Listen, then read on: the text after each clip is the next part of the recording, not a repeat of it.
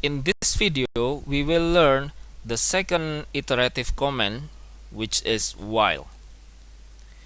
The learning objective of this video are that the student know how to use while in iterative process, and then student know how iterative command while will work. So how to use while command? While has only one parameter, so it is different with for, which has three parameters. This parameter is the true condition to do the repetition. So it is like the second parameter of for. And then while is usually used for looping which the number of the loop is unknown. So this is the key. If we don't know the number of the loop, then we can use while. So it is different to for, which is used for looping which the number is known at the beginning. So when you know how many iteration that you will have, it is better to use for. But if you don't know at the beginning, then you can use while. So let us see this example. So here this program will print out this message again, and then as long as the user give the input of y, which is the sort of yes, so the program will give another output again.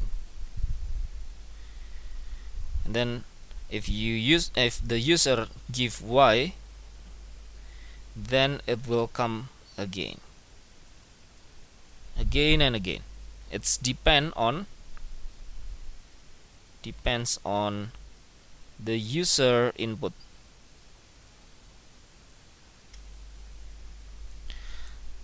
So you can see here that we don't know how many iteration that we have, because it's depend on the user input. Therefore, this problem, it is appropriate if we use the iterative command is while. So let us see here that I have a variable option with the type of char, and then the value inside of it is y for the initial, and then while option equal to y, so it will check whether option is equal to y. So we can see that this option is equal to y, then this is true. If the condition true, then the statement will be executed.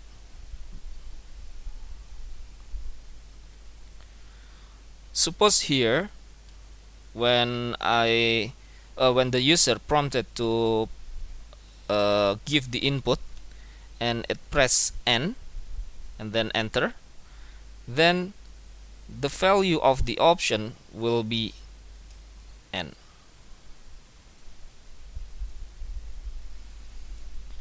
Okay, now after this said, then it will go back in the while again, and it will check this condition. Is option equal to y? No, because option is equal to N. Because this is false, then the program execution will stop the loop, so it will go out from the while, so the program is finished. This is how while work. So it's only have one parameter.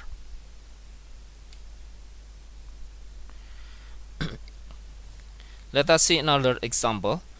So here I have two programs. The first program is using for, and you have already seen this in the previous example or previous video. And now I will try to convert this command, this for command, into while. So the output of this program is same or equal if I do not execute this two last line.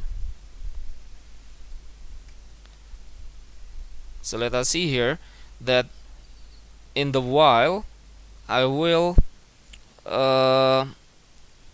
declare or give the initial value of I, which is equal to 1. This is the same as here, that in the for I give the initial value of I is equal to 1, and then while I is less than 5, this is the same as the second parameter of the for. And then inside of the statement, if this condition is true, then I will do this I plus plus, so I will increase the I. This will be the same as this one. So after doing this cout, then it will go to this I plus plus. This is also after doing the cout, then it will go to the I plus plus. Then it will repeat checking the condition in this while. So this is how you translate from for into while. So you have to define three condition or three parameters of this for: initial, and then the condition, and the increment.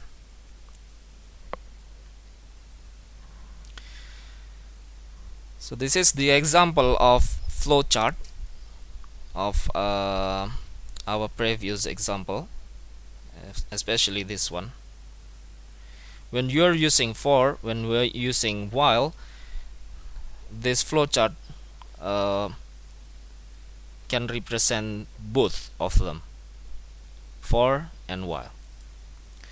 So it will start from initialization of the counter, which is I equal to 1, and then it will check whether I is less than or equal to 4.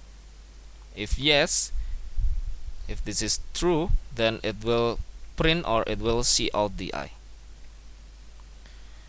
and then it will increase the I and go back to check the condition of this I, whether it is less than or equal to 4 or not.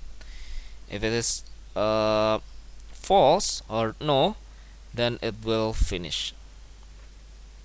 So this flowchart represent this program.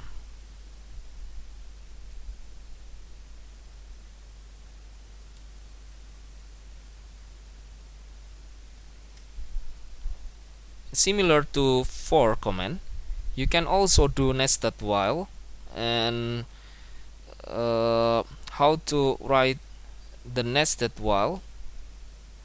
It's just the same as doing nested for.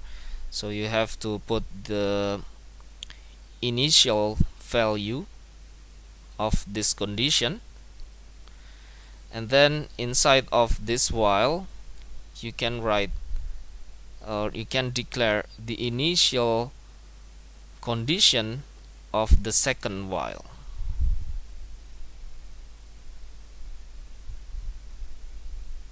Okay, this is easy.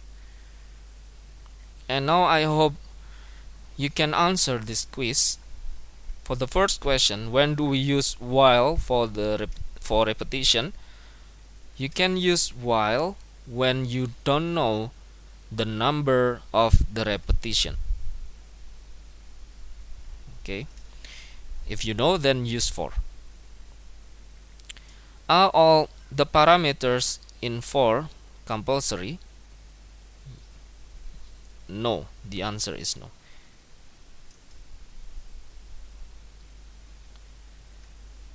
Okay, let us see the next video.